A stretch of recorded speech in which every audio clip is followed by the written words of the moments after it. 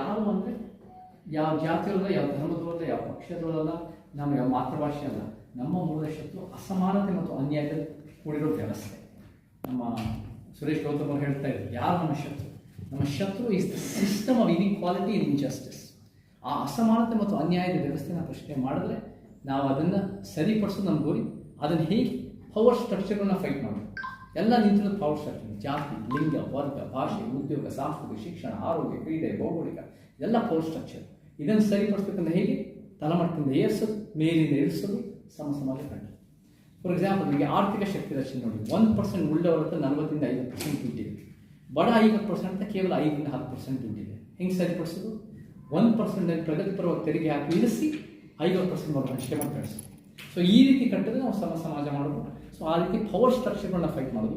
ಬಾಬಾ ಸಾಹೇಬ್ ತಂದೆ ಪೇರಿಯರ್ ಕಾಂಚೀರಾಮ್ ಅವರೆಲ್ಲ political movement ಮುಖಾಂತರ ಇಂಡಿಪೆಂಡೆಂಟ್ ಲೇಬರ್ ಪಾರ್ಟಿನೂ ಬಾಬಾ ಸಾಹೇಬ್ ಯಶಸ್ವಿ ಮಾಡ್ತಾರೆ. ತಂದೆ ಪೇರಿಯರ್ ದ್ರಾವಿಡ ಚಳವಳಿ ಅನ್ನೋದು ಭಾಳ ಗಟ್ಟಿಯಾಗಿ ಅಲ್ಲೂ ಕೂಡ ತಮಿಳುನಾಡು ಯಶಸ್ವಿ ಮಾಡ್ತಾರೆ. ಪ್ರಾದೇಶಿಕತೆ ಕಾಂಚೀರಾಮ್ಜಿ ಬಹುಜನ ಒಂದು UPನಲ್ಲಿ ಅದು ಯಶಸ್ವಿ ಮಾಡ್ತಾರೆ, PSP. ಇದನ್ನು ನಾವು ತರಬೇಕು ಅಂದರೆ ನಮಗೆ ಮೇಯ್ನ್ ಅಂದರೆ 10 ಪಾಯಿಂಟ್ ಅಜೆಂಡಾ. ಲಿಂಗ ಸಮಾನತೆ, ಜಾತಿಯ ಸಮಾನತೆ, ಆರ್ಥಿಕ ಸಮಾನತೆ, ಧರ್ಮ ನಿರಪೇಕ್ಷತೆ, ಸೆಕ್ಯುಲರಿಸಮ್, ಭಾಷಾ ಸಾಂಸ್ಕೃತಿಕ ಸಮಾನತೆ, ಪ್ರಾದೇಶಿಕತೆ, ಪರಿವರ್ತನಾ, ಪರಿಸರವಾದ, ಭ್ರಷ್ಟಾಚಾರ ವಿರೋಧಿ ಮತ್ತು ಆರೋಗ್ಯದ ಪರಿವರ್ತನೆ ಯಶಸ್ವಿಯಾಗಿ ಚಾಲನೆ ಕೊಟ್ಟು. ಯಾಕೆ ನಾನು ಈ ಸಂದರ್ಭದಲ್ಲಿ ಇದೆಲ್ಲ ನೆನಪಾಗ್ತಾ ಇದ್ದೀನಿ ಅಂದರೆ, ಒಂದು ಸಂಘವನ್ನು ಕಟ್ಟಬೇಕಂದ್ರೆ ನಮ್ಮಲ್ಲಿ ಸ್ವಾಭಿಮಾನ ಬೇಕು. ಆ ಸ್ವಾಭಿಮಾನವನ್ನು ತುಂಬಿದವರು ಬಾಬಾ ಸಾಹೇಬ್ ಅಂಬೇಡ್ಕರ್. ಅವರ ನಂತರದ ದಿನಗಳಲ್ಲಿ ನಮ್ಮಲ್ಲಿ ಸ್ವಾಭಿಮಾನವನ್ನು ತುಂಬಿದವರು ಪ್ರೊಫೆಸರ್ ಕೃಷ್ಣ. ಮತ್ತು ಅವರ ಹೆಸರಲ್ಲಿ ನಾವು ಸಂಘಟನೆಯನ್ನು ಕಟ್ಟಿದ್ವಿ.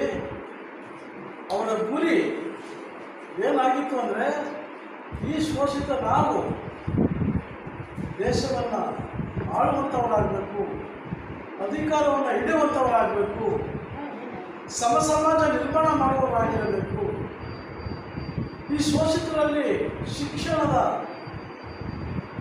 ಅರಿವು ಮೂಡಿಸಿ, ಉನ್ನತ ಶಿಕ್ಷಣವನ್ನು ಕೊಡಿಸಿ, ಅವರು ಸಂವಿಧಾನವನ್ನು ಓದಿ ಸಂವಿಧಾನಬದ್ಧವಾಗಿರ್ತಕ್ಕಂಥ ಹಕ್ಕುಗಳನ್ನು ನಮ್ಮ ಜನರಿಗೆ ಹೇಳಿ ಅವರಲ್ಲಿ ಅರಿವುಗೊಳಿಸ್ತಕ್ಕಂಥ ಕೆಲಸವನ್ನು ಮಾಡಬೇಕು.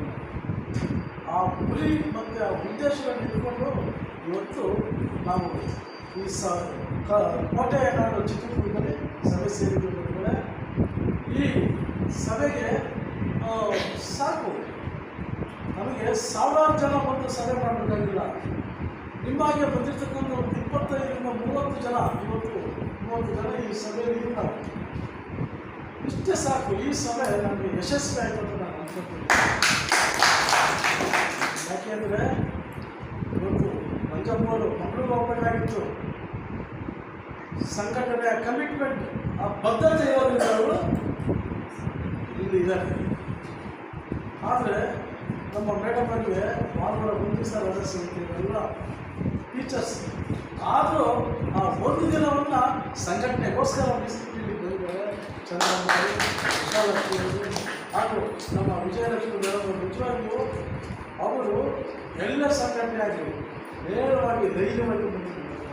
ಆ ಧೈರ್ಯವನ್ನು ನಾನು ವೆಂಕಟೇಶ್ವರ ಮಂತ್ರಿ ಬೈದಾನ, ನೀವು ಮೀಟಿಂಗ್ ಬಂದಿಲ್ಲ ಅಂದರೆ ನಿಮಗೆ ರಾಜ್ಯ ಸಂಘಟನಾ ಸಂಚಾಲಕ ಆಗ್ತಿದೆ ಅಂತ ನೀವೇ ಮಾಲೀಕರಾಗಿ ಹೇಳಿ ಅಧಿಕಾರವನ್ನು ತಲೆಗೆ ನೀವು ಅದನ್ನು ಉಳಿಸ್ಕೋಬೇಕು, ಅದನ್ನು ನಿಭಾಯಿಸಬೇಕು. ಯಾರೋ ವೆಂಕಟೇಶ್ವರು ಮತ್ತು ಹನುಮಂತಪ್ಪನವರು ಯಾವುದೇ ರಾಜ್ಯ ಸಮಿತಿ ಸಭೆಗೆ ದಯವಿಟ್ಟು ಯಾವುದೇ ರಾಜ್ಯ ಸಮಿತಿ ಸಭೆಗೆ ಬನ್ನಿ, ಚರ್ಚೆ ಮಾಡಿ, ಆ ವಿಚಾರ ವಿನಿಮಯಗಳನ್ನು ಮಾಡಿ. ಇವತ್ತಿನ ಈ ಸಭೆಯಲ್ಲಿ ಮುಖ್ಯ ಅಜೆಂಡಾವನ್ನು ಏನಪ್ಪ ಅಂತಂದರೆ, ಜಿಲ್ಲಾ ಸಮಿತಿಗಳನ್ನು ರಚನೆ ಮಾಡಬೇಕು, ಸಂಘಟನೆಯನ್ನು ಬಲಗೊಳಿಸಬೇಕು. ಇದು ನಮ್ಮ ಮೊದಲನೇ ಒಂದು ಸಬ್ಜೆಕ್ಟ್ ಆಗಿದೆ. ಈ ಸಬ್ಜೆಕ್ಟಿಗೆ ಈಗಾಗಲೇ ನಾವು ಚರ್ಚೆ ಮಾಡಿದಾಗೆ ಈಗ ಒಂದೊಂದು ಜವಾಬ್ದಾರಿಯನ್ನು, ಒಂದೊಂದು ಜಿಲ್ಲೆಯ ಜವಾಬ್ದಾರಿಯನ್ನು ಒಬ್ಬೊಬ್ಬರು ತಗೋಬೇಕು. ಒಂದೊಂದು ತಿಂಗಳು ಒಂದೊಂದು ಜಿಲ್ಲೆಯನ್ನು ನಾವು ರಚನೆ ಮಾಡಬೇಕು. ಆ ಕೆಲಸವನ್ನು ನಾವು ಮಾಡಬೇಕು ಅಂತೇಳಿ ಈ ಒಂದು ತೀರ್ಮಾನವನ್ನು ಈಗ ನಾವು ಮಾಡ್ತಾಯಿದ್ದೀವಿ. ಅದರ ಜೊತೆಯಲ್ಲಿ ಚಿತ್ರದುರ್ಗ ಜಿಲ್ಲಾ ಸಮಿತಿ ಒಂದು ರಚನೆ ಮಾಡುವ ಉದ್ದೇಶ ನಮ್ಮದಾಗಿದೆ. ಚಿತ್ರದುರ್ಗ ಜಿಲ್ಲಾ ಸಮಿತಿಯನ್ನು ನಮ್ಮ ನವೀನ್ ಕುಮಾರ್ ಅವರ ನೇತೃತ್ವದಲ್ಲಿ ರಚನೆ ಮಾಡಬೇಕು.